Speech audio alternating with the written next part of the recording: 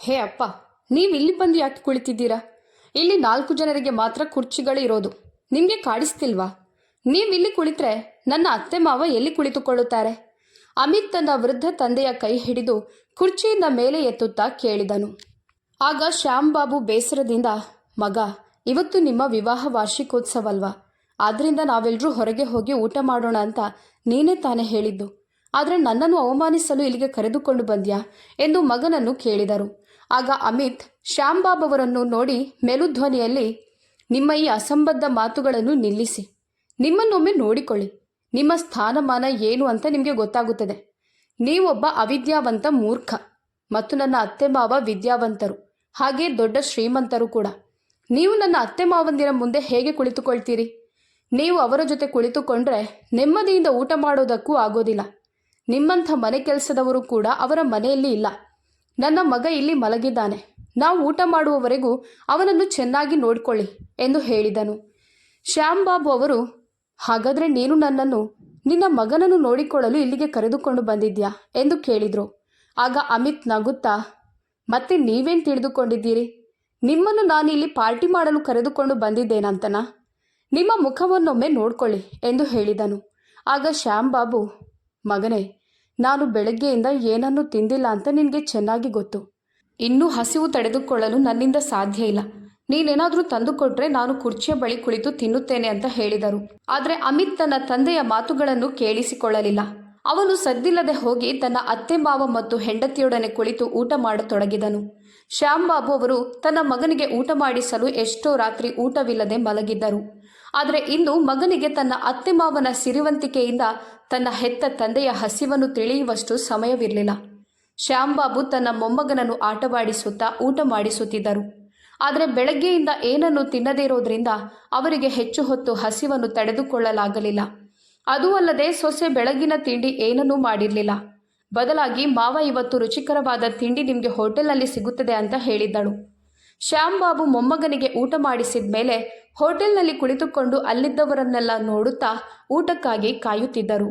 ಅಷ್ಟರಲ್ಲಿ ಹೋಟೆಲಿನ ಒಬ್ಬ ಹುಡುಗ ಬಂದು, ಏನಾಯಿತು ತಾತ, ನೀವು ಯಾರ ಜೊತೆ ಬಂದಿದ್ದೀರಿ ಎಂದು ಕೇಳಿದನು. ಆಗ ಅವರು ಏನೂ ಮಾತನಾಡದೆ ಮೌನವಾಗಿದ್ದರು. ಆದರೆ ಅವರ ಕಣ್ಣಲ್ಲಿ ಕಣ್ಣೀರು ಬರುತ್ತಿತ್ತು. ಇದನ್ನು ನೋಡಿ ಆ ಹುಡುಗ, ಅಯ್ಯೋ ತಾತ, ನಿಮಗೆ ಹಸಿವಾಗ್ತಿದ್ಯಾ? ಬನ್ನಿ ನನ್ನ ಜೊತೆ ಎಂದು ಹೇಳಿದನು.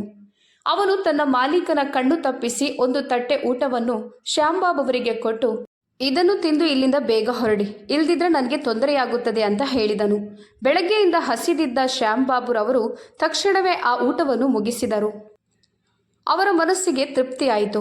ಆಗ ಅಲ್ಲಿಗೆ ಬಂದ ಹೋಟೆಲ್ ಮಾಲೀಕನು ಅವರ ಕಾಲರ್ ಹಿಡಿದು, ಹೇ ಮುದುಕ, ಕದ್ದು ತಿನ್ನಲು ನಿನಗೆ ನಾಚಿಕೆ ಆಗೋದಿಲ್ವಾ ಎಂದು ಕೇಳಿದನು. ಆಗ ಶ್ಯಾಮ್ ಬಾಬು ಕೈ ಮುಗಿದು, ಮಗನೇ, ದಯವಿಟ್ಟು ನನ್ನನ್ನು ಕ್ಷಮಿಸು. ನನಗೆ ತುಂಬ ಹಸಿವಾಗಿತ್ತು, ತಡೆದುಕೊಳ್ಳಲು ಆಗಲೇ ಇಲ್ಲ ಅಂತ ಹೇಳಿದರು. ನಾನಿಲ್ಲಿ ಧರ್ಮಶಾಲೆಯನ್ನು ತೆರೆದಿಟ್ಟಿಲ್ಲ ಅಂತ ನಿನಗೆ ಅರ್ಥ ಆಗೋದಿಲ್ವಾ? ಊಟ ಮಾಡಿದ್ದ ಬಿಲ್ ಯಾರು ನಿಮ್ಮ ಅಪ್ಪ ತಂದು ಕೊಡ್ತಾನಾ ಎಂದು ಕೋಪದಿಂದ ಮಾಲೀಕನು ಕೇಳಿದನು. ಮಗನೇ, ನಾನು ನಿನ್ನ ಹಣವನ್ನು ತಂದು ಕೊಡುತ್ತೇನೆ. ನನ್ನ ಮಗ ಇಲ್ಲಿ ಅವನ ಹೆಂಡತಿ ಮಗಳೊಂದಿಗೆ ಕುಳಿತು ಊಟ ಮಾಡ್ತಿದ್ದಾನೆ ಎಂದು ಹೇಳಿ ಶ್ಯಾಮ್ ಬಾಬು ಅವರು ಹಣವನ್ನು ತರಲು ತನ್ನ ಮಗನ ಹತ್ತಿರ ಹೋದರು. ಅಷ್ಟರಲ್ಲಿ ಮಗ ಎಲ್ಲರ ಎದುರು ಅವರನ್ನು ತಳ್ಳಿ, ಇಂಥ ಭಿಕ್ಷುಕರು ಎಲ್ಲೆಲ್ಲಿಂದ ಬರ್ತಾರೋ ಗೊತ್ತಿಲ್ಲ ಎಂದು ಹೇಳಿದನು. ಮಗನ ಮಾತುಗಳನ್ನು ಕೇಳಿ ಅವರ ಕಣ್ಣುಗಳಲ್ಲಿ ಕಣ್ಣೀರು ಹರಿಯತೊಡಗಿತ್ತು. ಭರವಸೆಯಿಂದಲೇ ಮಗನ ಕಡೆ ನೋಡುತ್ತಾ ನಿಂತುಕೊಂಡರು. ಆದರೆ ಮಗ ತನ್ನ ಅತ್ತೆ ಮಾವ ಮತ್ತು ಹೆಂಡತಿಯೊಡನೆ ಕಾರಿನಲ್ಲಿ ಕುಳಿತು ತಮ್ಮ ಮನೆಯ ಕಡೆ ಹೊರಟು ಹೋದನು. ಆಗ ಹೋಟೆಲ್ ಮಾಲೀಕನು ಅವರಲ್ಲಿ ಊಟ ಮಾಡಿದ ತಪ್ಪಿಗೆ ಹೋಟೆಲ್ನಲ್ಲಿರುವ ಎಲ್ಲ ಪಾತ್ರೆಗಳನ್ನು ಸ್ವಚ್ಛಗೊಳಿಸುವಂತೆ ಹೇಳಿದನು. ಶ್ಯಾಮ್ ಬಾಬು ಎಲ್ಲ ಪಾತ್ರೆಗಳನ್ನು ಸಂಗ್ರಹಿಸಿಕೊಂಡು ಕಣ್ಣೀರಿಡುತ್ತಾ ಸ್ವಚ್ಛಗೊಳಿಸಲು ಪ್ರಾರಂಭಿಸಿದರು. ಅವರ ಕಣ್ಣುಗಳು ಮತ್ತೆ ಮತ್ತೆ ಒದ್ದೆಯಾಗುತ್ತಿದ್ದವು. ಅಷ್ಟರಲ್ಲಿ ಆ ಹುಡುಗ ಅವರ ಹತ್ತಿರ ಬಂದು, ತಾತ, ನಾನೀ ಕೆಲಸವನ್ನು ಮಾಡುತ್ತೇನೆ, ದಯವಿಟ್ಟು ನನ್ನನ್ನು ಕ್ಷಮಿಸಿ. ನಾನು ಮಾಲೀಕರಿಗೆ ಏನೂ ಹೇಳಲು ಸಾಧ್ಯವಾಗಲಿಲ್ಲ ಎಂದು ಹೇಳಿದನು. ಅದಕ್ಕೆ ಶ್ಯಾಮ್ ಬಾಬು ಅವರು ಒದ್ದೆಯಾದ ಕಣ್ಣನ್ನು ಒರೆಸುತ್ತಾ, ನೀನ್ಯಾಕೆ ನನ್ನಲ್ಲಿ ಕ್ಷಮೆ ಕೇಳ್ತಿದ್ಯಾ? ನೀನೀ ಮುದುಕನ ಹೊಟ್ಟೆಯನ್ನು ತುಂಬಿಸಿದ್ಯಾ? ನೀನು ಯಾವ ಪಾಪದ ಕೆಲಸವನ್ನು ಮಾಡಿಲ್ಲ ಅಂತ ಹೇಳುತ್ತಾ ಆ ಹುಡುಗನನ್ನು ಪಕ್ಕಕ್ಕೆ ಸರಿಸಿ ಪಾತ್ರೆಗಳನ್ನು ಸ್ವಚ್ಛ ಮಾಡತೊಡಗಿದರು. ತಾತ, ನೀವು ಮನೆಗೆ ಹೊರಡಿ, ನಾನು ಮಾಲೀಕರ ಜೊತೆ ಮಾತನಾಡುತ್ತೇನೆ ಎಂದು ಮತ್ತೆ ಆ ಹುಡುಗ ಹೇಳಿದನು. ಶ್ಯಾಮ್ ಬಾಬು ಅವರು ಹುಡುಗನ ತಲೆಗೆ ಕೈ ಇಡುತ್ತಾ, ದೇವರು ನಿನ್ನನ್ನು ಚೆನ್ನಾಗಿಟ್ಟಿರಲಿ. ನೀನೊಬ್ಬ ದೊಡ್ಡ ವ್ಯಕ್ತಿಯಾಗಿ ಬೆಳೆಯಬೇಕು ಮತ್ತು ಈ ಊರಿನಲ್ಲಿ ನಿನ್ನ ಹೆಸರು ಬೆಳಗಲಿ ಅಂತ ಆಶೀರ್ವಾದ ಮಾಡಿದರು. ನಂತರ ತನ್ನ ಕಣ್ಣೀರನ್ನು ಒರೆಸುತ್ತಾ ಮನೆಯ ಕಡೆ ಹೊರಟರು. ಅವರ ಈ ಸ್ಥಿತಿಯನ್ನು ನೋಡಿ ಆ ಹುಡುಗನ ಕಣ್ಣಲ್ಲಿ ನೀರು ತುಂಬಿಕೊಂಡಿತು. ಅವರು ಮನೆ ತಲುಪಿದಾಗ ಅವರ ಮಗ ಅವರನ್ನು ಬಾಗಿಲಲ್ಲಿ ತಡೆದು ನಿಲ್ಲಿಸಿ, ಅಪ್ಪ, ನಿಮಗೆ ಈ ಮನೆಯಲ್ಲಿ ಜಾಗವಿಲ್ಲ ಅಂತ ಹೇಳಿದನು. ಅವನ ಹೆಂಡತಿ ಅಂಜಲಿ, ಹೇ ಮುದುಕ, ಹೋಟೆಲ್ನಲ್ಲಿ ನಮ್ಮನ್ನು ಅವಮಾನ ಮಾಡುವಾಗ ನಿನಗೆ ನಾಚಿಕೆ ಆಗಲಿಲ್ವಾ? ಅಲ್ಲಿ ಎಲ್ಲರೂ ನಮ್ಮನ್ನೇ ತಪ್ಪಿತಸ್ಥರಂತೆ ನೋಡ್ತಿದ್ರು. ಇನ್ನು ನಿನಗೆ ಈ ಮನೆಯಲ್ಲಿ ಜಾಗ ಇಲ್ಲ ಅಂತ ಹೇಳಿದಳು. ಶ್ಯಾಂಬಾಬ್ ಅವರು ಕೈ ಮುಗಿಯುತ್ತಾ, ಮಗ, ನಾನು ಎಲ್ಲಿಗೆ ಹೋಗಲಿ? ಈ ಮನೆಯ ಮೂಲೆಯಲ್ಲಿ ನನಗೆ ಸ್ವಲ್ಪ ಜಾಗ ಕೊಡಿ, ಅಲ್ಲೇ ಮಲಗುತ್ತೇನೆ. ನನಗೂ ವಯಸ್ಸಾಯಿತು, ಇನ್ನೆಷ್ಟು ದಿನ ಈ ಜೀವ ಉಳಿಯುತ್ತದೆ ಅಂತ ಕೇಳಿಕೊಂಡರು. ಅಪ್ಪ, ನೀವು ಹೀಗೆ ಹೇಳಿದರೆ ನಾನು ಒಪ್ಪೋದಿಲ್ಲ ಅಂತ ಹೇಳುತ್ತಾ ಅಮಿತ್ ಅವರನ್ನು ಎಳೆದುಕೊಂಡು ವೃದ್ಧಾಶ್ರಮಕ್ಕೆ ಕರೆದೊಯ್ದನು. ಅಮಿತ್ ತನ್ನ ಹೆತ್ತ ತಂದೆಯನ್ನು ವೃದ್ಧಾಶ್ರಮದಲ್ಲಿ ಬಿಟ್ಟು ಹೋಗಲು ಬಂದಿರುವ ವಿಷಯ ತಂದೆ ಶ್ಯಾಂಬಾಬ್ ಅವರಿಗೆ ತಿಳಿದಿರಲಿಲ್ಲ. ಆದರೆ ವೃದ್ಧಾಶ್ರಮ ತಲುಪಿದಾಗ ಸತ್ಯವೇ ಅವರ ಮುಂದೆ ಕಾಣ್ತಿತ್ತು. ತಾನು ವೃದ್ಧಾಶ್ರಮದ ಎದುರು ನಿಂತಿರುವುದನ್ನು ನೋಡಿ ಅವರ ಕೈಕಾಲುಗಳು ಕುಸಿದಂತಾಯಿತು. ಅವರು ತನ್ನ ಮಗನಿಗೆ ಕೈ ಮುಗಿಯುತ್ತಾ, ಬೇಡ ಮಗನೇ, ಅಂಥ ಕೆಲಸ ಮಾಡಬೇಡ. ನನ್ನನ್ನು ಇಲ್ಲಿ ಬಿಟ್ಟು ಹೋಗಬೇಡ. ಇಲ್ಲಿ ನಾನು ಯಾರ ಜೊತೆ ಬದುಕಲಿ? ನನ್ನವರು ಯಾರಿದ್ದಾರೆ? ನೀನು ಚಿಕ್ಕವನಾಗಿದ್ದಾಗ ನಾನು ನಿನ್ನನ್ನು ಹೆಗಲ ಮೇಲೆ ಕೂರಿಸಿಕೊಂಡು ಶಾಲೆಗೆ ಕರೆದೊಯ್ಯುತ್ತಿದ್ದೆ. ನಿನ್ನ ಎಲ್ಲ ಆಸೆಗಳನ್ನು ಪೂರೈಸಿದ್ದೆ. ನನ್ನ ಕಾಲಿಗೆ ಚಪ್ಪಲಿ ಹಾಕದಿದ್ರೂ ನಿನಗೆ ಯಾವುದೇ ತೊಂದರೆಯಾಗದಂತೆ ನೋಡಿಕೊಂಡಿದ್ದೇನೆ. ಇದನ್ನೆಲ್ಲ ನೀನು ಮರೆತು ಹೋದ್ಯಾ? ಇವತ್ತು ನಿನ್ನ ಹೆಂಡತಿಯ ಮಾತು ಕೇಳಿ ನಿನ್ನ ಹೆತ್ತ ತಂದೆಯನ್ನು ವೃದ್ಧಾಶ್ರಮದಲ್ಲಿ ಬಿಟ್ಟು ಹೋಗ್ತೀಯಾ? ಇಲ್ಲ ಮಗನೇ, ಅಂಥ ಕೆಲಸ ಮಾಡಬೇಡ ಎಂದು ಕೇಳಿಕೊಂಡರು. ಅಮಿತ್ ಅವರನ್ನು ತಳ್ಳಿ, ನಿಲ್ಲಿಸಿ ನಿಮ್ಮ ನಾಟಕವನ್ನು. ಇನ್ನು ಮೇಲೆ ನೀವು ಇಲ್ಲೇ ಇರಬೇಕು. ಇಲ್ದಿದ್ರೆ ರಸ್ತೆಯಲ್ಲಿ ವಾಹನಗಳ ನಡುವೆ ಸಿಲುಕಿ ಹಸಿವಿನಿಂದ ಸಾಯಬೇಕು. ಆದರೆ ನೆನಪಿಟ್ಟುಕೊಳ್ಳಿ, ನಾನು ನಿಮ್ಮನ್ನು ಮತ್ತೆ ಮನೆಗೆ ಕರೆದುಕೊಂಡು ಹೋಗೋದಿಲ್ಲ. ನಿಮ್ಮಿಂದಾಗಿ ನಮ್ಮ ಮನೆಯ ವಾತಾವರಣವೇ ಹಾಳಾಗಿದೆ. ನನ್ನ ಸ್ನೇಹಿತರು ನಮ್ಮ ಮನೆಗೆ ಬರಲು ಸಾಧ್ಯವಾಗ್ತಿಲ್ಲ. ಅದರ ನಡುವೆ ಅಂಜಲಿನೂ ನಾಟಕ ಮಾಡ್ತಾಳೆ. ಅವಳು ನಿಮಗೆ ಬೇಕಾದ ಅಡುಗೆ ಮಾಡೋದಿಲ್ಲ, ಹಾಗೆ ನಿಮ್ಮ ಕೊಳಕು ಬಟ್ಟೆಗಳನ್ನು ತೊಳೆಯುವುದಿಲ್ಲ. ಇದನ್ನು ನೋಡಿ ನನಗೂ ಸಾಕಾಗಿದೆ. ಅದಕ್ಕೆ ನಿಮಗೆ ಸರಿಯಾದ ಸ್ಥಳ ಈ ವೃದ್ಧಾಶ್ರಮ ಅಂತ ಇಲ್ಲಿಗೆ ಕರೆದುಕೊಂಡು ಬಂದಿದ್ದೇನೆ. ನನಗೆ ಬೇಕಾದರೆ ನಿಮ್ಮನ್ನು ರೈಲ್ವೆ ಸ್ಟೇಷನ್ನಲ್ಲಿ ಭಿಕ್ಷೆ ಬೇಡಲು ಬಿಟ್ಟು ಬಿಡ್ಬೋದಾಗಿತ್ತು. ನಿಮ್ಮ ಸಾಮಾನುಗಳನ್ನು ತೆಗೆದುಕೊಂಡು ಒಳಗೆ ಹೋಗಿ ಅಂತ ಹೇಳಿದನು. ಮಗನೇ, ನನಗೆ ಈ ಊರಿನಲ್ಲಿ ಯಾರೂ ಪರಿಚಯ ಇಲ್ಲ. ಇದಕ್ಕಿಂತ ನಮ್ಮ ಹಳ್ಳಿ ಚೆನ್ನಾಗಿತ್ತು. ನೀನು ನನಗೆ ನಮ್ಮ ಹಳೆ ಮನೆಯ ಕೀ ಕೊಡು. ನಾನು ಹೇಗಾದರೂ ಅಲ್ಲಿ ಬದುಕು ಸಾಗಿಸುತ್ತೇನೆ ಅಂತ ಶ್ಯಾಂಬಾಬು ಹೇಳಿದರು. ಆಗ ಅಮಿತ್ ನಗುತ್ತಾ, ಯಾವ ಮನೆ? ನೀವು 2 ತಿಂಗಳ ಹಿಂದೆ ಸಹಿ ಹಾಕಿದ ಕಾಗದ ಪತ್ರ ಆ ಮನೆಯದ್ದೇ. ನಾನು ಆ ಮನೆಯನ್ನು ಮಾರಿದ್ದೇನೆ ಅಂತ ಹೇಳಿದನು. ಆಗ ಶ್ಯಾಂಬಾಬು, ಏನು, ಮನೆ ಮಾರಿದ್ಯಾ? ಮತ್ತ್ಯಾಕೆ ನೀನು ನನಗೆ ಹೇಳಲಿಲ್ಲ? ಆ ಮನೆಯಲ್ಲಿ ನಿನ್ನ ತಾಯಿಯ ನೆನಪುಗಳಿದ್ದವು ಅಂತ ಹೇಳಿದರು. ಆಗ ಅಮಿತ್, ನೆನಪುಗಳನ್ನಿಟ್ಟುಕೊಂಡು ಏನು ಮಾಡಲಿ? ಉಪ್ಪಿನಕಾಯಿ ಹಾಕಬೇಕಾ? ಅಮ್ಮ ಹೋಗುವಾಗ ಅಮ್ಮನ ನೆನಪುಗಳು ಅವರ ಜೊತೆ ಹೋಗಿದೆ. ಈಗ ನಿನ್ನನ್ನು ಕೂಡ ಆಚೆ ಹಾಕಿದ್ದೇನೆ ಅಂತ ಹೇಳಿದನು. ಶ್ಯಾಂಬಾಬು, ಆಯಿತು ಮಗನೇ, ಪರವಾಗಿಲ್ಲ. ನಾನು ನನ್ನ ನಿವೃತ್ತಿ ವೇತನವನ್ನು ತೆಗೆದು ಹರಿದ್ವಾರಕ್ಕೆ ಹೋಗುತ್ತೇನೆ ಮತ್ತು ನಾನು ಅಲ್ಲಿಯೇ ನನ್ನ ಮುಂದಿನ ಜೀವನವನ್ನು ಕಳೆಯುತ್ತೇನೆ. ಆದರೆ ನಾನು ಈ ವೃದ್ಧಾಶ್ರಮದಲ್ಲಿ ಇರೋದಿಲ್ಲ. ಇಲ್ಲಿ ನನಗೆ ಯಾರ ಪರಿಚಯವೂ ಇಲ್ಲ ಅಂತ ಹೇಳಿದರು. ಆಗ ಅಮಿತ್, ನಾನು ನಿಮಗೆ ಹೇಳದೆ ಮನೆ ಮಾರಿದ್ದೇನೆ ಅಂದರೆ ನಿಮ್ಮ ಹಣವನ್ನು ತೆಗೆದು ಖರ್ಚು ಮಾಡಬಾರ್ದಾ? ಇಷ್ಟು ದೊಡ್ಡ ಊರಿನಲ್ಲಿ 3 ರೂಮಿನ ಮನೆ, ಅದಕ್ಕೆ ಪೀಠೋಪಕರಣಗಳನ್ನು ಖರೀದಿಸಿದ್ದೇನೆ. ಆ ಹಣ ಯಾವುದಂತ ನಿಮಗೆ ತಿಳಿದಿದ್ಯಾ? ಹೇಗೂ ನಿಮ್ಮ ಮರಣದ ನಂತರ ನಿಮ್ಮ ಆಸ್ತಿಯೆಲ್ಲ ನನ್ನ ಪಾಲಾಗುತ್ತದೆ. ಅದಕ್ಕೆ ನೀವು ಬದುಕಿರುವಾಗಲೇ ನಾನದನ್ನು ತೆಗೆದು ಖರ್ಚು ಮಾಡಿದ್ದೇನೆ. ಅದೇನು ದೊಡ್ಡ ವಿಷಯ ಅಂತ ಹೇಳಿದನು. ನಿನ್ಗೆ ಈಗ ಹಣ ಬೇಕು ತಾನೆ ಎಂದು ಕೇಳುತ್ತಾ ತನ್ನ ಜೇಬಿನಿಂದ 500 ರೂಪಾಯಿಯ ಒಂದು ನೋಟನ್ನು ತೆಗೆದು ಅಪ್ಪನ ಕೈಗೆ ಕೊಟ್ಟು, ಇದನ್ನಿಟ್ಟುಕೋ. ನೀನು ಇಲ್ಲಿಯವರೆಗೆ ನನಗಾಗಿ ಏನೆಲ್ಲ ಮಾಡಿದ್ಯಾ, ಅದಕ್ಕೆ ಪರಿಹಾರ ಇದು ಎಂದು ಹೇಳಿ ಅಮಿತ್ ಅಲ್ಲಿಂದ ಹೊರಟು ಹೋದನು. ಶ್ಯಾಂಬಾಬ್ ಅವರು ತನ್ನ ಮಗ ಹೋಗುವುದನ್ನು ನೋಡುತ್ತಾ, ಈ ದಿನಕ್ಕಾಗಿ ದೇವರು ನನಗೆ ಮಗನನ್ನು ಕರುಣಿಸಿದ್ದಾನೆ ಎಂದು ಯೋಚಿಸುತ್ತಿದ್ದರು. ಬಹುಶಃ ನಾನೇನಾದರೂ ಪಾಪವನ್ನು ಮಾಡಿರಬೇಕು, ಅದಕ್ಕಾಗಿ ಇಂತಹ ಮಗನನ್ನು ದೇವರು ಕೊಟ್ಟಿದ್ದಾರೆ ಅಂತ ಮನಸ್ಸಿನಲ್ಲಿ ಅಂದುಕೊಳ್ಳುತ್ತಾ ಆಶ್ರಮದ ಬಾಗಿಲಿನ ಕಡೆ ನಡೆದರು. ಆಶ್ರಮದ ಬಾಗಿಲು ದಾಟುತ್ತಿದ್ದಂತೆಯೇ ಹಠಾತ್ತನೆ ಶ್ಯಾಂಬಾಬ್ ಅವರು ಬಿದ್ದು ಬಿಟ್ಟರು. ಬೀಳುವ ಶಬ್ದವನ್ನು ಕೇಳಿ ಆಶ್ರಮದ ಒಳಗಿನಿಂದ ಜನ ಓಡಿ ಬಂದರು. ಆಗ ಅಮಿತ್ ಕಾರಲ್ಲಿಂದ ಹೊರಟು ಹೋಗಿತ್ತು. ಆಶ್ರಮದ ಜನ ಹೊರಗಿನ ಗೇಟಿನಲ್ಲಿದ್ದ ರಿಜಿಸ್ಟರ್ ಅನ್ನು ನೋಡಿದಾಗ ಅಲ್ಲಿ ಶ್ಯಾಂಬಾಬ್ ಎಂದು ಹೆಸರು ಬರೆಯಲಾಗಿತ್ತು. ಆದರೆ ಅವರನ್ನು ಕರೆತಂದ ವ್ಯಕ್ತಿಯ ಕುರುಹು ಏನೂ ಇರಲಿಲ್ಲ. ಆಶ್ರಮದ ಜನ ಅವರನ್ನು ಒಳಗೆ ಕರೆದುಕೊಂಡು ಹೋಗಿ ವೈದ್ಯರಿಗೆ ತೋರಿಸಿದರು. ಶ್ಯಾಂಬಾಬ್ ಅವರನ್ನು ಪರೀಕ್ಷಿಸಿದ ವೈದ್ಯರು ಬಿದ್ದ ಆಘಾತದಿಂದ ಅವರ ದೇಹದ ಎಡಭಾಗದಲ್ಲಿ ಪಾರ್ಶ್ವವಾಯು ಉಂಟಾಗಿದೆ ಅಂತ ಹೇಳಿದರು. ವೈದ್ಯರ ಚಿಕಿತ್ಸೆಯ ಮೇರೆಗೆ ಅವರು ಆಶ್ರಮದ ಹಾಸಿಗೆಯಲ್ಲಿ ಮಲಗಿಕೊಳ್ಳುವಂತಾಯಿತು. ಎಷ್ಟೇ ಕಷ್ಟಪಟ್ಟರೂ ಶ್ಯಾಂಬಾಬ್ ಅವರನ್ನು ಆಶ್ರಮದ ಜನರಿಗೆ ಮಾತನಾಡಿಸಲು ಸಾಧ್ಯವಾಗಲಿಲ್ಲ. ಹೀಗೆ 6 ತಿಂಗಳು ಕಳೆದು ಹೋದವು. ಒಂದು ದಿನ ಈ ಆಶ್ರಮವನ್ನು ನಡೆಸುತ್ತಿದ್ದ ಡಾಕ್ಟರ್ ಆರತಿ ವಿದೇಶದಿಂದ ಆಶ್ರಮಕ್ಕೆ ಮರಳಿದರು.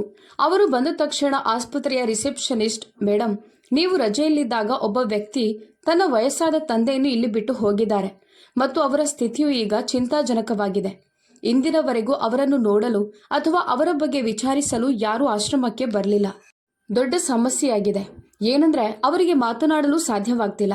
ಈಗ ಏನ್ ಮಾಡೋದು ಮೇಡಮ್? ಗುರುತು ಪರಿಚಯವಿಲ್ಲದೆ ಅವರನ್ನು ಆಶ್ರಮದಲ್ಲಿ ಎಷ್ಟು ದಿನಗಳ ಕಾಲ ಇರಿಸಿಕೊಳ್ಳೋದು? ಯಾರಾದರೂ ಬಂದು ಅವರ ಬಗ್ಗೆ ಖಾತ್ರಿ ಮಾಡಬೇಕಲ್ವಾ ಎಂದು ಹೇಳಿದಳು. ಆಗ ಡಾಕ್ಟರ್ ಆರತಿ, ಏನ್ ಹೇಳ್ತಿದ್ಯಾ? ವೃದ್ಧ ತಂದೆಯನ್ನು ಇಲ್ಲಿ ಬಿಟ್ಟು ಹೋಗಿ ಯೋಗಕ್ಷೇಮ ವಿಚಾರಿಸಲು ಮಗ ಇನ್ನೂ ಬಂದಿಲ್ವಾ? ತನ್ನ ಹೆತ್ತ ತಂದೆಯನ್ನು ರಾತ್ರಿ ಇಲ್ಲಿ ಬಿಟ್ಟು ಹೋಗುವಂಥವನು ಎಷ್ಟು ಕ್ರೂರಿಯಾಗಿರಬೇಕು. ಒಬ್ಬ ವ್ಯಕ್ತಿಗೆ ವೃದ್ಧಾಪ್ಯದಲ್ಲಿ ಮಕ್ಕಳ ಅವಶ್ಯಕತೆ ತುಂಬ ಇರುತ್ತದೆ. ಯಾರಾದರೂ ತನ್ನ ತಂದೆಯೊಂದಿಗೆ ಈ ರೀತಿ ವರ್ತಿಸ್ತಾರೆಯೇ? ಛಿಛಿ ಎಂದು ಹೇಳಿದರು. ಅಂದಹಾಗೆ ಆ ತಾತನ ಹೆಸರು ಏನು? ಅವರು ಎಲ್ಲಿಂದ ಬಂದಿದ್ದಾರೆ? ನಾವು ಅವರ ಕುಟುಂಬದವರನ್ನು ಪತ್ತೆ ಹಚ್ಚಲು ಸಹಾಯವಾಗುವಂಥ ಏನಾದರೂ ಸುಳಿವು ಸಿಕ್ಕಿದ್ಯಾ ಅಂತ ಕೇಳಿದರು. ಆಗ ಅಲ್ಲಿದ್ದ ನರ್ಸ್, ಇಲ್ಲ ಮೇಡಮ್, ಅವರು ಏನನ್ನೂ ಹೇಳಿಲ್ಲ. ನಾವು ತುಂಬ ಪ್ರಯತ್ನ ಪಟ್ಟಿದ್ದೇವೆ. ಕೆಲವೊಮ್ಮೆ ತಾತನ ಬಾಯಿಂದ ಮಾತುಗಳು ಹೊರಬರುತ್ತದೆ, ಆದರೆ ಅದು ನಮಗೆ ಅರ್ಥ ಆಗ್ತಿಲ್ಲ ಎಂದು ಹೇಳಿದಳು. ಇದನ್ನು ಕೇಳುತ್ತಿದ್ದಂತೆ ಪುಟಾಣಿ ಎಂದು ಕರೆಯುವ ಸದ್ದು ಡಾಕ್ಟರ್ ಆರತಿಯ ಮನಸ್ಸಿನಲ್ಲಿ ಜೋರಾಗಿ ಗಂಟೆ ಬಾರಿಸುವಂತೆ ಕೇಳಿಸಿತು. ಇಲ್ಲಿರುವುದು ಆ ವ್ಯಕ್ತಿ ಆಗಿರ್ಬೋದಾ ಎಂದು ಅವಳಿಗೆ ತಕ್ಷಣ ಯೋಚನೆ ಬಂದಿತು. ಅಷ್ಟರಲ್ಲಿ ಅವರೆಲ್ಲಿದ್ದಾರೆ? ಯಾವ ವಾರ್ಡಿನಲ್ಲಿದ್ದಾರೆ? ಅವರನ್ನು ನಾನು ತಕ್ಷಣ ನೋಡಬೇಕು. ಬೇಗ ಕರೆದುಕೊಂಡು ಹೋಗಿ ಅಂತ ಆರತಿ ಹೇಳಿದರು. ಆಶ್ರಮದ ಆಸ್ಪತ್ರೆಯ ಅಲ್ಲಿ ಇಲ್ಲಿ ಹುಡುಕಲು ಆರಂಭಿಸಿದರು ಮತ್ತು ಹಾಸಿಗೆ ಬಳಿ ತಲುಪಿದಾಗ ಮರದ ತುಂಡಿಗೆ ಬಟ್ಟೆ ಸುತ್ತಿ ಮಲಗಿದಂತಿರುವ ಶ್ಯಾಂಬಾಬು ಅವರನ್ನು ನೋಡಿ ಡಾಕ್ಟರ್ ಆರತಿಯ ಹೃದಯವೇ ಒಡೆದು ಹೋಯಿತು. ಅವರ ಹೃದಯ ವೇಗವಾಗಿ ಬಡಿಯತೊಡಗಿತು. ಹೌದು, ಇದು ಅವರೇ. ಆದರೆ ಅವರ ದೇಹ ತುಂಬ ದುರ್ಬಲವಾಗಿದೆ ಮತ್ತು ತುಂಬ ಚಿಂತಾಜನಕ ಸ್ಥಿತಿಯಲ್ಲಿದ್ದಾರೆ. ಇವರಿಗೆ ತಿನ್ನಲು ಏನೂ ಕೊಡಲಿಲ್ವಾ? ಅವರಿಗೆ ಹೆಸರು ಕಾಳು ಅಂದರೆ ತುಂಬ ಇಷ್ಟ. ಬೇಗ ಹೋಗಿ ರೊಟ್ಟಿಯನ್ನು ಹೆಸರು ಕಾಳಿನಲ್ಲಿ ನೆನೆಸಿ ಮತ್ತು ಅದನ್ನು ಹೆಸರಿಗೆ ತೆಗೆದುಕೊಂಡು ಬನ್ನಿ. ಇವರಿಗೆ ಗ್ಲೂಕೋಸ್ ಯಾಕೆ ಕೊಡ್ತಿಲ್ಲ ಎಂದು ಒಂದೇ ಸಮನೆ ಕೇಳಿದರು. ಶ್ಯಾಂಬಾಬ್ ಅವರಿಗೆ ಸ್ವಲ್ಪ ಶಕ್ತಿ ಬರಲು ಗ್ಲೂಕೋಸ್ ಹಾಕಿ ಇಂಜೆಕ್ಷನ್ ಮಾಡಿ ನಂತರ ಡಾಕ್ಟರ್ ಆರತಿ ತನ್ನ ಕೈಗಳಿಂದ ಅವರಿಗೆ ನೆನೆಸಿದ ರೊಟ್ಟಿಯನ್ನು ತಿನ್ನಿಸಲು ಪ್ರಾರಂಭಿಸಿದರು. ಅವರ ಕಣ್ಣಿನಲ್ಲಿ ನೀರು ಹರಿಯತೊಡಗಿತ್ತು. ಡಾಕ್ಟರ್ ಆರತಿಯವರು ತಾನು ಹಿಂದೆ ಇದ್ದ ಅನಾಥಾಶ್ರಮದ ದಿನಗಳನ್ನು ನೆನಪಿಸತೊಡಗಿದರು. ಡಾಕ್ಟರ್ ಆರತಿ ಸಣ್ಣ ಪ್ರಾಯದಲ್ಲಿದ್ದಾಗ ಅನಾಥಾಶ್ರಮದ ಪಕ್ಕದಲ್ಲಿ ಶ್ಯಾಂಬಾಬ್ ಅವರು ತನ್ನ ಮಗನೊಡನೆ ವಾಸವಾಗಿದ್ದರು. ಶ್ಯಾಂಬಾಬ್ ಅವರ ಹೆಂಡತಿ ತೀರಿಕೊಂಡಿದ್ದರು. ಅವರ ಮನೆಯ ಪಕ್ಕದಲ್ಲಿ ಒಂದು ಚಿಕ್ಕ ಶಾಲೆ ಇತ್ತು. ಅವರು ಆ ಶಾಲೆಯಲ್ಲಿ ಗುಮಾಸ್ತನಾಗಿ ಕೆಲಸ ಮಾಡ್ತಿದ್ರು. ಹೆಂಡತಿ ತೀರಿಕೊಂಡ ಮೇಲೆ ಬಡವನಾಗಿದ್ದ ಅವರು ತನ್ನ ಕೈಗಳನ್ನು ಸುಟ್ಟುಕೊಂಡು ತಾನೇ ಅಡುಗೆ ಮಾಡಿ ಮಗನಿಗೆ ಊಟ ಬಡಿಸ್ತಿದ್ರು. ಒಂದು ದಿನ ಅಮಿತ್ ಜೊತೆ ಮನೆಗೆ ಹೋಗುವಾಗ ಮಕ್ಕಳು ಇಷ್ಟಪಟ್ಟು ತಿನ್ನುವ ಅಜ್ಜಿ ಕೂದಲು ಅಂದ್ರೆ ಬಾಂಬೆ ಮಿಠಾಯಿ ಮಾರುತ್ತಾ ಒಬ್ಬ ವ್ಯಕ್ತಿ ನಿಂತಿದ್ದ ಮತ್ತು ಅಜ್ಜಿ ಕೂದಲು ಬೇಕು ತೆಗೆದುಕೊಡುವಂತೆ ಅಮಿತ್ ಹಠ ಮಾಡ್ತಿದ್ದ. ಅನಾಥಾಶ್ರಮದ ದ್ವಾರದ ಬಳಿ ನಿಂತು ಆರತಿಯು ತನ್ನ ಆಸೆಯ ಕಣ್ಣುಗಳಿಂದ ಅಜ್ಜಿ ಕೂದಲನ್ನು ನೋಡುತ್ತಾ ನಿಂತಿದ್ದಳು. ಶ್ಯಾಂಬಾಬ್ ಅವರು ಆ ವ್ಯಕ್ತಿಯಿಂದ 2 ಬಾಂಬೆ ಮಿಠಾಯಿಗಳನ್ನು ಖರೀದಿಸಿ ಒಂದನ್ನು ಅಮಿತ್ಗೆ ಕೊಟ್ಟರು ಮತ್ತು ಇನ್ನೊಂದನ್ನು ಆರತಿಗೆ, ತಗೋ ಪುಟಾಣಿ, ನೀನ್ ತಿನ್ನು ಅಂತ ಕೊಟ್ಟರು.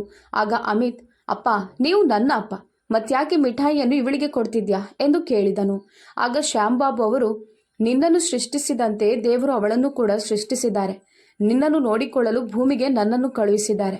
ಆದರೆ ಈ ಹುಡುಗಿಯನ್ನು ನೋಡಿಕೊಳ್ಳಲು ಯಾರೂ ಇಲ್ಲ ಎಂದು ಮಗನಿಗೆ ಹೇಳಿದರು. ದಿನ ಕಳೆದಂತೆ ಶ್ಯಾಂಬಾಬು ಮತ್ತು ಆರತಿಯ ಸಂಬಂಧವು ಗಟ್ಟಿಯಾಗುತ್ತಾ ಹೋಯಿತು ಮತ್ತು ಈ ಸಂಬಂಧದಿಂದ ಅಮಿತ್ ಸಂತೋಷವಾಗಿರಲಿಲ್ಲ. ಅವನಿಗೆ ಆರತಿ ಇಷ್ಟವಿರಲಿಲ್ಲ. ಶ್ಯಾಂಬಾಬ್ ಅವರು ಕೆಲವೊಮ್ಮೆ ಆರತಿಯನ್ನು ಅನಾಥಾಶ್ರಮದ ಸಿಬ್ಬಂದಿಗೆ ಹೇಳಿ ತನ್ನ ಮನೆಗೆ ಕರೆದುಕೊಂಡು ಹೋಗುತ್ತಿದ್ದರು. ತನ್ನ ಕೈಯಾರೆ ರೊಟ್ಟಿ ಮಾಡಿ ಅವಳಿಗೆ ಊಟ ಮಾಡಿಸ್ತಿದ್ರು.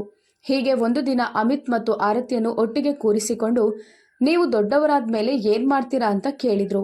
ಆಗ ಅಮಿತ್, ನಾನು ಇಂಜಿನಿಯರ್ ಆಗುತ್ತೇನೆ ಅಂತ ಹೇಳಿದನು. ಆರತಿಯನ್ನು ನೋಡಿ, ಪುಟಾಣಿ, ನೀನು ದೊಡ್ಡವಳಾಗಿ ಏನಾಗ್ತೀಯಾ ಅಂತ ಕೇಳಿದಾಗ ಅವಳು ತೊದಲು ಧ್ವನಿಯಲ್ಲಿ, ನಾನು ಡಾಕ್ಟರ್ ಆಗುತ್ತೇನೆ ತಾತ ಎಂದು ಮುದ್ದಾಗಿ ಹೇಳಿದಳು. ಆಗ ಅವರು, ಸರಿ, ನಮ್ಮ ಪುಟಾಣಿ ದೊಡ್ಡವಳಾಗಿ ಡಾಕ್ಟರ್ ಆಗ್ತಾಳೆ. ನನಗೆ ವಯಸ್ಸಾದಾಗ ಅಥವಾ ಮೈ ಹುಷಾರಿಲ್ಲದಿದ್ದಾಗ ನನಗೆ ಔಷಧಿ ಕೊಡ್ತೀಯಲ್ವಾ ಎಂದು ಕೇಳಿದರು. ಆಯಿತು ತಾತ, ನಾನು ನಿಮಗೆ ಔಷಧಿ ಕೊಡುತ್ತೇನೆ. ಆದರೆ ನಾನು ಡಾಕ್ಟರ್ ಹೇಗಾಗೋದು ಎಂದು ತಾತನನ್ನು ಕೇಳಿದಳು. ಶ್ಯಾಂಬಾಬ್ ಅವರು ಅವಳ ತಲೆಯನ್ನು ಸವರುತ್ತಾ, ಮಗು, ನೀನು ಚೆನ್ನಾಗಿ ಕಲಿತು ತರಗತಿಯಲ್ಲಿ ಮೊದಲ ಸ್ಥಾನವನ್ನು ಪಡೆಯುತ್ತಿದ್ಯಾ. ಹೀಗೆ ಮುಂದುವರಿಸು. ಖಂಡಿತ ನೀನು ದೊಡ್ಡವಳಾಗಿ ಡಾಕ್ಟರ್ ಆಗ್ತೀಯಾ. ಅಮಿತ್ ಇಂಜಿನಿಯರ್ ಆಗ್ತಾನೆ ಮತ್ತು ನೀನು ನನಗೆ ಔಷಧಿ ಕೊಡ್ತೀಯಾ. ಅಮಿತ್ ನನ್ನನ್ನು ನೋಡಿಕೊಳ್ಳುತ್ತಾನೆ ಅಂತ ಹೇಳಿದರು. ಇಲ್ಲ ಅಪ್ಪ, ನೀನು ಅವಳನ್ನು ಚೆನ್ನಾಗಿ ನೋಡಿಕೊಳ್ತಿದ್ಯಾ, ಹಾಗಾಗಿ ಅವಳೇ ನಿನ್ನನ್ನು ನೋಡಿಕೊಳ್ತಾಳೆ ಅಂತ ಅಮಿತ್ ಕೋಪದಿಂದ ಹೇಳಿದನು. ಶ್ಯಾಂಬಾಬ್ ಅವರು ಅವನಿಗೆ ಪ್ರೀತಿಯಿಂದ ವಿವರಿಸಿದರು. ಯಾಕಂದ್ರೆ ಅವನೂ ಕೂಡ ಚಿಕ್ಕ ಮಗುವಾಗಿದ್ದ. ಹೀಗೆ ದಿನಗಳು ಕಳೆಯುತ್ತಿದ್ದವು. ಆರತಿ ಪ್ರತಿ ವರ್ಷವೂ ತರಗತಿಯಲ್ಲಿ ಮೊದಲನೇ ಸ್ಥಾನ ಪಡೆಯುತ್ತಿದ್ದಳು ಮತ್ತು ದಿನದಿಂದ ದಿನಕ್ಕೆ ಬುದ್ಧಿವಂತಳಾಗುತ್ತಿದ್ದಳು. ಶಿಕ್ಷಕರಿಂದ ಸಿಗುತ್ತಿದ್ದ ಪ್ರಶಂಸೆಯ ಮಾತುಗಳು ಅವಳ ಆತ್ಮಸ್ಥೈರ್ಯವನ್ನು ಹೆಚ್ಚಿಸಿತು ಮತ್ತು ಒಂದು ದಿನ ಅವಳು ವೈದ್ಯಕೀಯ ಪರೀಕ್ಷೆ ಬರೆಯಲು ಆಯ್ಕೆಯಾದಳು.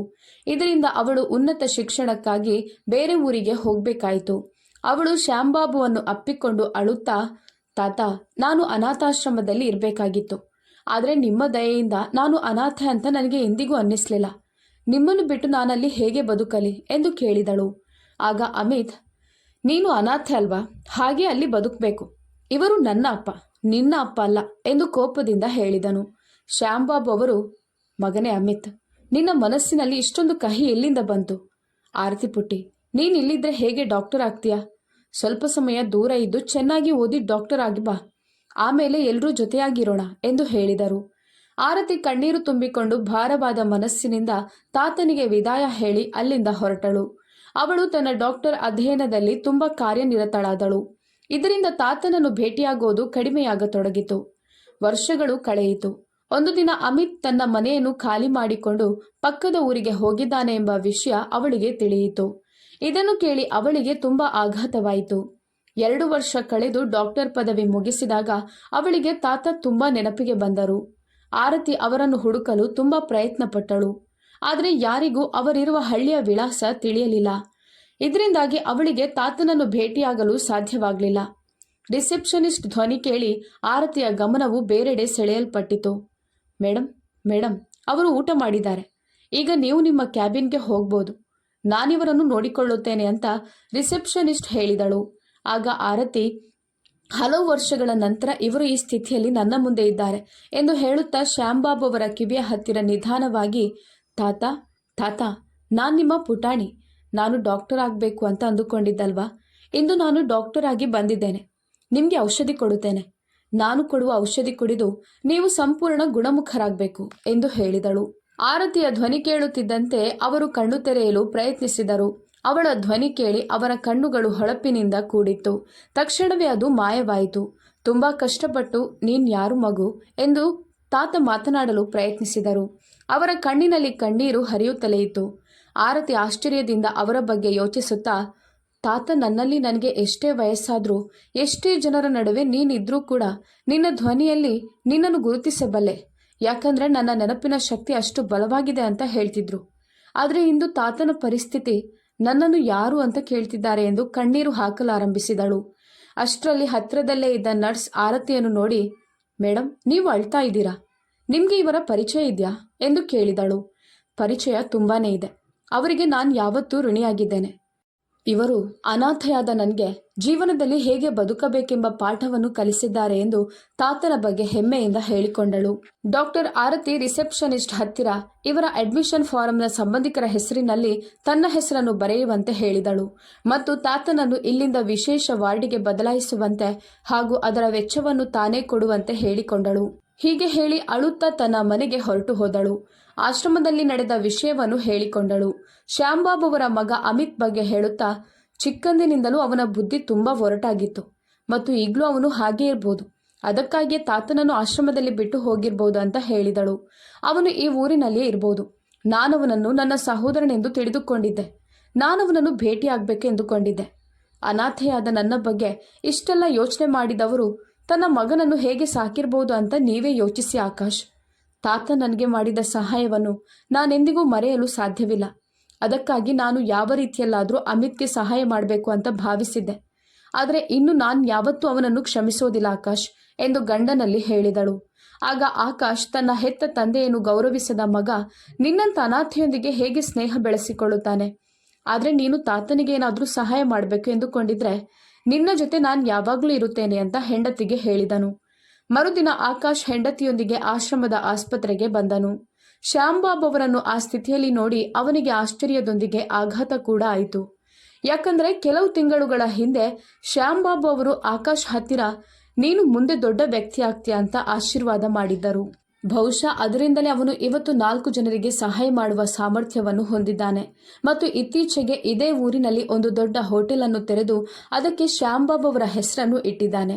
ಆಗಾಗ ಶ್ಯಾಂಬಾಬ್ ಅವರನ್ನು ನೆನಪಿಸಿಕೊಳ್ಳುತ್ತಿದ್ದ ಮತ್ತು ಒಂದು ದಿನ ಅವರನ್ನು ಭೇಟಿಯಾಗಿ ಧನ್ಯವಾದ ತಿಳಿಸಬೇಕು ಎಂದುಕೊಂಡಿದ್ದ. ಆದರೆ ಈ ಸ್ಥಿತಿಯಲ್ಲಿ ಅವರನ್ನು ಭೇಟಿಯಾಗುತ್ತೇನೆ ಎಂದು ಅವನಿಗೆ ತಿಳಿದಿರಲಿಲ್ಲ. ಅವರನ್ನು ನೋಡಿ ಅವನ ಕಣ್ಣಲ್ಲಿ ಕಣ್ಣೀರು ಹರಿಯತೊಡಗಿತು ಮತ್ತು ಅವನೆಲ್ಲಾ ವಿಷಯವನ್ನು ಹೆಂಡತಿಯೊಂದಿಗೆ ಹೇಳಿಕೊಂಡ. ಆರತಿಯ ಕೋಪವು ನೆತ್ತಿಗೇರತೊಡಗಿತು.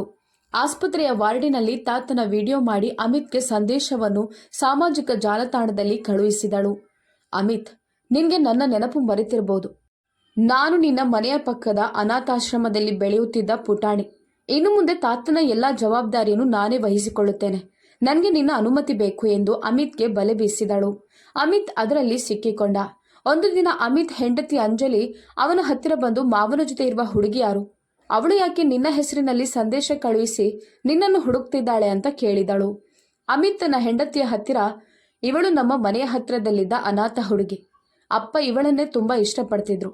ನನ್ನ ಕಡೆ ಗಮನನೇ ಕೊಡುತ್ತಿರಲಿಲ್ಲ. ನಾನು ಅದೃಷ್ಟದಿಂದ ಇಂಜಿನಿಯರ್ ಆದೆ. ಈಗ ಅವಳು ದೊಡ್ಡ ಡಾಕ್ಟರ್ ಆಗಿದ್ದಾಳೆ ಅಂತ ಹೇಳಿದನು. ಆಗ ಅಂಜಲಿ, ಯೋಚಿಸು, ಅವಳೀಗ ತುಂಬಾ ದೊಡ್ಡ ಡಾಕ್ಟರ್ ಆಗಿದ್ದಾಳೆ ಮತ್ತು ನಿಮ್ಮ ತಂದೆಯ ಎಲ್ಲಾ ಖರ್ಚುಗಳನ್ನು ನೋಡಿಕೊಳ್ಳುತ್ತೇನೆ ಅಂತ ಹೇಳ್ತಿದ್ದಾಳೆ. ಈಗ ನೀನು ಹೋಗಿ ಮಾವನವರು ಅವಳಿಗೆ ಮಾಡಿದ ಸಹಾಯದ ಪರಿಹಾರವನ್ನು ಕೇಳು ಅಂತ ಹೇಳಿದಳು. ಹೆಂಡತಿಯ ಮಾತು ಕೇಳಿ ಅಮಿತ್ ಅಲ್ಲಿಂದ ಆಶ್ರಮದ ಕಡೆ ಹೊರಟನು. ಆರತಿ ಅವನನ್ನು ನೋಡಿ, ನೀನಿನ್ನೂ ಬದಲಾಗಿಲ್ವಾ? ನಿನ್ನ ಮುಖದಲ್ಲಿ ಕೋಪ ಮತ್ತು ಅಸೂಯೆ ಎದ್ದು ಕಾಣಿಸ್ತಿದೆ. ತಾತನನ್ನು ಯಾಕೆ ಹೀಗೆ ಮಾಡಿದೆ ಎಂದು ಕೇಳಿದಳು. ಮಗನನ್ನು ನೋಡುತ್ತಿದ್ದಂತೆ ಶ್ಯಾಂಬಾಬ್ ಅವರ ದೇಹದಲ್ಲಿ ಚಲನೆ ಉಂಟಾಯಿತು. ಆಗ ಆರತಿ, ಎಷ್ಟು ದಿವಸ ಶವದಂತೆ ಮಲಗಿದ್ರು, ಈಗ ನಿನ್ನನ್ನು ನೋಡಿ ಚಲಿಸಲು ಪ್ರಾರಂಭಿಸಿದ್ದಾರೆ. ಆದರೆ ನೀನವರನ್ನು ಇಲ್ಲಿ ಒಬ್ಬಂಟಿಯಾಗಿ ಬಿಟ್ಟು ಹೋಗಿದ್ಯಾ? ಯಾರಾದರೂ ತನ್ನ ತಂದೆಯನ್ನು ಹೀಗೆ ಮಾಡಲು ಸಾಧ್ಯನಾ ಎಂದು ಕೇಳಿದಳು. ನಾನು ಹೀಗೆ ಅವರನ್ನು ಬಿಟ್ಟು ಹೋಗಿದ್ದೇನೆ ಅನ್ನೋದಕ್ಕೆ ನಿನ್ನಲ್ಲಿ ಸಾಕ್ಷಿ ಏನಿದೆ? ಈ ವ್ಯಕ್ತಿ ನನಗೆ ತುಂಬಾ ಸಹಾಯ ಮಾಡಿದ್ದಾರೆ ಅಂತ ಹೇಳ್ತೀಯಲ್ವಾ? ಹಾಗಾದ್ರೆ ಈ ಮುದುಕನ ಸೇವೆಯನ್ನು ನೀನೇ ಮಾಡು. ಆದರೆ ಈ ಅಸಹಾಯಕನ ಜವಾಬ್ದಾರಿಯನ್ನು ತೆಗೆದುಕೊಳ್ಳಲು ನನಗೆ ಸಾಧ್ಯ ಇಲ್ಲ ಅಂತ ಹೇಳಿದನು. ಆರತಿ ಅಮಿತ್ಗೆ ಬಲವಾಗಿ ಕಪಾಳ ಮೋಕ್ಷ ಮಾಡಿ, ಇಂದು ನೀನು ನಿನ್ನ ಕಾಲ ಮೇಲೆ ನಿಂತಿದ್ಯಾ, ಹಾಗಾಗಿ ಇವರು ನಿನಗೆ ಅಸಹಾಯಕನಾಗಿ ಕಾಣಿಸ್ತಿದ್ದಾರೆ. ನೀನವರ ಎಲ್ಲ ಹಣವನ್ನು ಕಸಿದುಕೊಂಡು ಇಲ್ಲಿ ಬಿಟ್ಟು ಹೋಗಿದ್ಯಾ. ಒಂದು ಕಾಲದಲ್ಲಿ ಅವರ ಬಳಿ ತುಂಬ ಹಣ ಆಸ್ತಿ ಎಲ್ಲ ಇತ್ತು. ಆಗ ನೀನು ಅವರ ಜವಾಬ್ದಾರಿಯನ್ನು ತೆಗೆದುಕೊಳ್ಳದಿದ್ರೂ ಅವರು ಆರಾಮಾಗಿ ಜೀವನ ನಡೆಸ್ತಿದ್ರು ಅಂತ ಹೇಳಿದಳು. ಅಮಿತ್ ನಗುತ್ತಾ, ಅಂದ್ರೆ ನೀನು ನಾನು ಮೋಸ ಮಾಡಿದ್ದೇನೆ ಅಂತ ಹೇಳ್ತಿದ್ಯಾ? ಇದನ್ನು ಹೇಳಲು ನೀನಿಲ್ಲಿಗೆ ನನ್ನನ್ನು ಕರೆಸಿಕೊಂಡಿದ್ಯಾ? ನಾನು ಮೋಸ ಮಾಡಿದ್ದೆ, ಆದರೆ ನಿನ್ನಿಂದ ಏನ್ ಮಾಡಲು ಸಾಧ್ಯ ಎಂದು ಕೇಳಿದನು. ಅಷ್ಟರಲ್ಲಿ ಆಕಾಶ್ ಬಂದು, ಅಮಿತ್ ರವರೇ, ನಾವು ನಿಮಗೆ ಏನೂ ಮಾಡಲು ಸಾಧ್ಯ ಇಲ್ಲ, ಆದರೆ ಪೊಲೀಸಿನವರು ಎಲ್ಲವನ್ನೂ ಮಾಡ್ತಾರೆ ಅಂತ ಹೇಳಿದನು. ನನ್ನ ತಂದೆ ಮಾಡಿದ ಉಪಕಾರಕ್ಕೆ ಪ್ರತಿಯಾಗಿ ನೀವು ನನಗೆ ಈ ರೀತಿ ಮಾಡ್ತಿದ್ದೀರಾ ಎಂದು ಅಮಿತ್ ಕೇಳಿದನು.